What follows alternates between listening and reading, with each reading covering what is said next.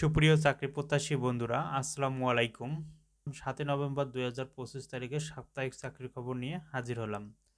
এই সপ্তাহে যে সকল চাকরির খবর প্রকাশিত হয়েছে তা আমরা এই ভিডিওর মাধ্যমে জানব। সুতরাং যারা আমাদের চ্যানেলটি সাবস্ক্রাইব করেননি, এখনই চ্যানেলটি সাবস্ক্রাইব করে নিয়ে বেল আইকনটি অন করে রাখুন, তাহলে এরকম সকল চাকরির খবর সবার আগে পেয়ে যাবেন। তাহলে জেনে নেই এই সপ্তাহে যে সকল চাকরির খবর প্রকাশ হয়েছে। প্রথমে দেখব প্রাথমিক শিক্ষা অধিদপ্তর এইখানে 10,219 জনের একটি নিয়োগ বিজ্ঞপ্তি প্রকাশ করেছে। এই নিয়োগ বিজ্ঞপ্তি সহকারী শিক্ষক হিসেবে আপনি আবেদন করতে পারবেন এবং বিশাল একটি নিয়োগ বিজ্ঞপ্তি প্রকাশ করেছে।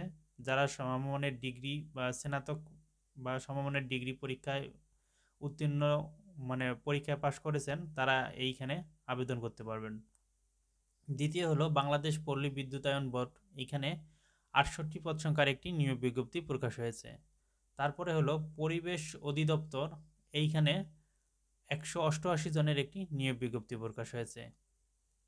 তারপরে বাংলাদেশ জাতীয় জাদুঘর, এইখানে 88 জনের একটি নিয়োগ বিজ্ঞপ্তি প্রকাশ হয়েছে।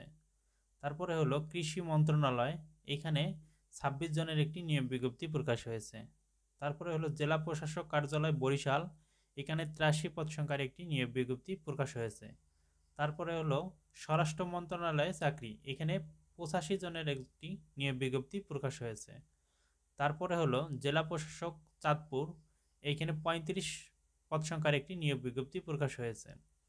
তারপরে হলো বাংলাদেশ উন্মুক্ত বিশ্ববিদ্যালয়, এইখানে 32 পদ সংখ্যার একটি নিয়োগ বিজ্ঞপ্তি প্রকাশ হয়েছে। তারপরে হলো মংলা বন্দর কর্তৃপক্ষ, এইখানে 30 পদ সংখ্যার একটি নিয়োগ বিজ্ঞপ্তি প্রকাশ হয়েছে। তারপরে হলো প্রেস ইনস্টিটিউট অব বাংলাদেশ, এইখানে 38 পদ সংখ্যার একটি নিয়োগ বিজ্ঞপ্তি প্রকাশ হয়েছে। এই হলো 7 নভেম্বর 2025 তারিখ যে সাপ্তাহিক চাকরি পত্রিকায় যে চাকরিগুলো প্রকাশিত হয়েছে সেগুলো। সুতরাং আমাদের ভিডিওটি যদি ভালো লাগে তাহলে চ্যানেলটি সাবস্ক্রাইব করে বেল আইকনটি অন করে রাখুন। ধন্যবাদ।